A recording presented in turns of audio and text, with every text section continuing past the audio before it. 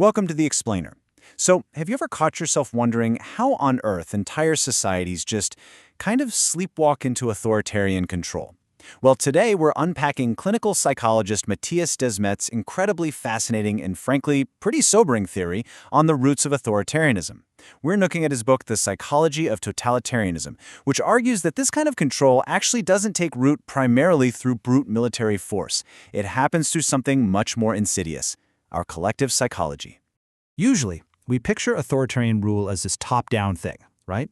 Some ruthless dictator forcing everyone into submission. But Desmet throws a massive curveball here. He asks us to consider a really unsettling premise.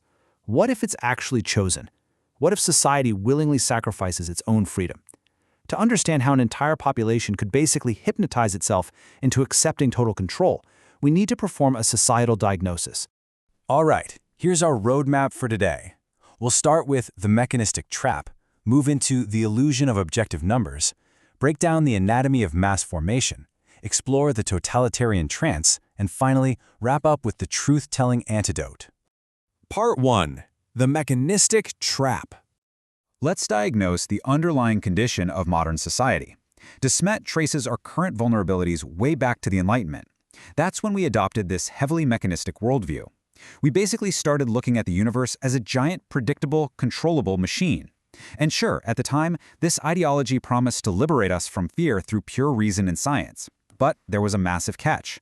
By treating life and nature as just parts of a machine that we could quantify and control, it systematically stripped away the psychological, the symbolic, and the ethical dimensions of human existence. It literally severed our intrinsic connection to nature, and honestly, to each other. And we're seeing the real-world symptoms of this trap right now. I mean, we've got all this incredible artificial convenience, but it's really just masking a deep collective unease. Think about it. The digital distance between us is driving an absolute loneliness epidemic. Industrialization gave us meaningless labor, those so-called bullshit jobs that just lead straight to burnout. And then there's what Desmet calls regulitis. It's this overwhelming, obsessive proliferation of rules and hyper-strict morality. The source notes that this pops up everywhere, from woke culture to climate activism, basically anywhere society is frantically trying to control life's inherent uncertainties through endless, rigid regulation. Which brings us to part 2. The illusion of objective numbers. So, how did our obsession with rational truth actually lead us away from it? Well, over time, the hard sciences morphed. They went from open-minded inquiry, which, naturally questions dogma and embraces uncertainty, into this rigid dogma of their own. Desmet points straight to the 2005 replication crisis as hard proof of a fundamental epistemological crisis, which is really just a fancy way of saying a massive crisis in how we actually know what is true. That was the exact moment we realized modern science often unknowingly distorts its results to fit preconceived ideological frameworks. And to put that into perspective, get ready for a truly staggering number. During that replication crisis, it came out that up to 85% of studies in some fields, like biomedical research, yielded radically wrong conclusions. 85%! That is wild. And it wasn't even necessarily malicious fraud. It was mostly researchers unconsciously distorting results because of their own subjective bias. We tried so hard to measure the unmeasurable, like human psychology, that we just created this total illusion of absolute certainty.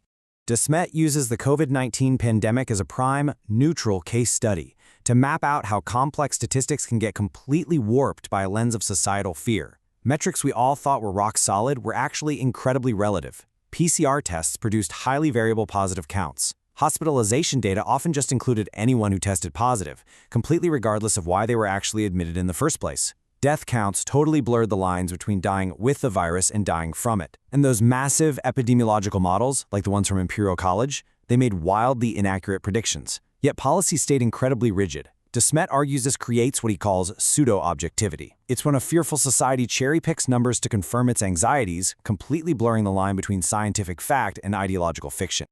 Moving on to part 3, Anatomy of Mass Formation. So when a society is completely atomized, lonely, and obsessed with rational control through numbers, it creates the perfect breeding ground for mass formation. This is the acute psychological symptom of totalitarianism. Desmet outlines 4 specific preconditions. First, imagine a society crippled by generalized loneliness and isolation. Second, a severe lack of meaning in life. Third, widespread free-floating anxiety, where you just feel incredibly anxious but can't pinpoint why. And fourth, latent frustration actively seeking an outlet. Take a second and really look around modern society. When these four conditions lock together, they create an absolute powder keg. They leave a population totally desperate for a way to channel all that collective unease. And here is the spark, the hypnotic catalyst.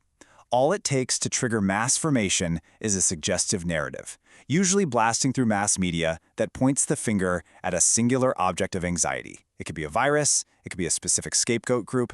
Suddenly, all that free-floating anxiety finally has a target. The completely atomized population unites in this massive, common, heroic struggle against the enemy. Desmet explains that this actually provides a deeply powerful, albeit temporary, psychological intoxication. Society gets its sense of meaning back, but it comes at a terrible, terrible cost.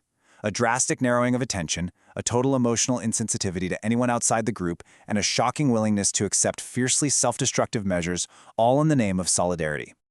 Part 4. The Totalitarian Trance. Now, while all this is happening, you're probably wondering, who's pulling the strings here? Is there some shadowy cabal orchestrating the whole trance? While genuine conspiracies definitely exist in history, Desmet argues that reducing all these complex societal dynamics to a single malicious conspiracy is actually just a psychological coping mechanism. It's our way of simplifying a chaotic world. Instead, he brings up the Sierpinski triangle analogy. In a Sierpinski triangle, these incredibly complex, perfectly coordinated patterns emerge not from some central architect, but from individual parts independently following the exact same simple rules. So the coordination of the masses and the leaders is largely impersonal. It's driven by a shared, dominant ideology, a zeitgeist, not a secret cigar-filled backroom. In fact, Desmet really leans into what Hannah Arendt famously called the banality of evil. Totalitarian leaders aren't always these mustache-twirling psychopaths out for personal gain. Actually, more often than not, they are deeply, deeply entranced by their own fanatical beliefs. They genuinely believe their ideological fiction has to become reality at all costs. And because they're caught in this vicious loop of circular self-hypnosis, they become completely emotionally blind to the horrific suffering they cause. Desmet points to Adolf Eichmann, who organized the Holocaust while genuinely, terrifyingly believing he was doing the right thing. It's a sobering realization that totalitarian systems prioritize ideological purity over actual human outcomes, which ultimately just destroys their own societies in the process. Part 5. The Truth-Telling Antidote.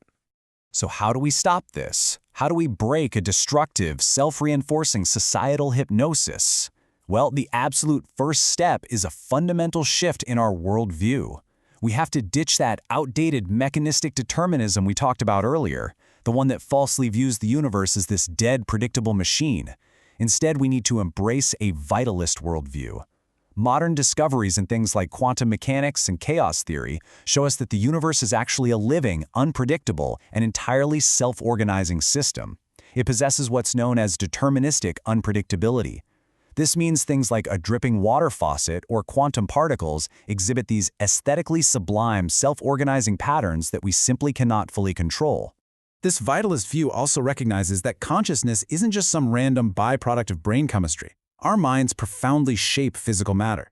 We see this circular causality proven constantly by phenomena like neuroplasticity.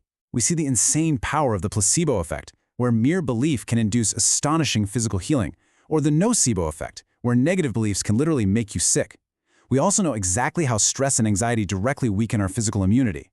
The bottom line is, our bodies are deeply physically affected by the myths and narratives we consume. So the crucial takeaway here is this. To shatter mass formation, we have to change the narrative. Desmet points to the French philosopher Michel Foucault's concept of parrhesia. This is the ultimate antidote, and it's actually something every single one of us can do. Parrhesia is the act of sincerely and courageously speaking out against fallacious societal narratives to express subjective truth. It's about cultivating true empathy, really resonating with others, and engaging in authentic speech, flat out refusing to just go along with the hypnosis of the crowd. Which brings us to the end of our diagnosis and leaves us with a pretty profound choice. Totalitarianism thrives on our desperate need for absolute rational control over a completely chaotic world. To defeat it, we have to defy our own anxiety. We have to stop and ask ourselves, will we choose the illusory, suffocating safety of the machine, or will we courageously embrace the beautiful, inherent uncertainty of being fully human? It's a choice every single one of us has to make.